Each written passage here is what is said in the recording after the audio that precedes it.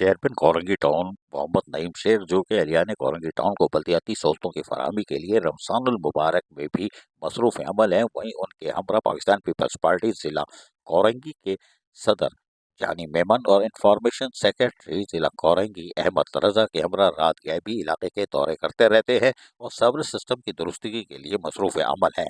उनको एक शिकायत मिली थी कि जो हमारे यहाँ जो है सेवरेज का मसला है, उसका फौरी नोटिस लिया और अल कुरान इंटरनेशनल की जानिब से शिकायत मिली थी।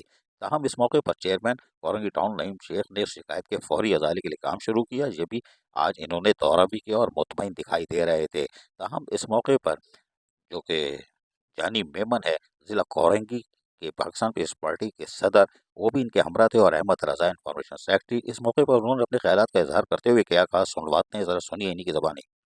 जिला कोरंगी में हमारे पास बहुत सारी जगहें, बहुत ही ज्यादा ऐसी जगहें रखी हुई हैं जिस पर आज तक सीवरेज का निजाम साबका एमपीएस ने डाला है। एमएलएस ने जो फंड लेने थे वो लिए, लेकिन काम कुछ भी नहीं करा। लेकिन चेयरमैन यहाँ का पाकिस्तान पीपल्स पार्टी का नहीं है, लेकिन कोरंगी टाउन में छियाला चेयरमैन है, पाकिस्तान पीपल्स पार्टी की हुकूमत है। तो इंशाअल्लाह अब कोरंगी डिस्ट्रिक्ट के अंदर, बिलखुसूस कोरंगी टाउन के अंदर, जहाँ जहाँ भी इस तरह के मसाइल चलते हैं वहाँ पर जियाले पहुँचेंगे।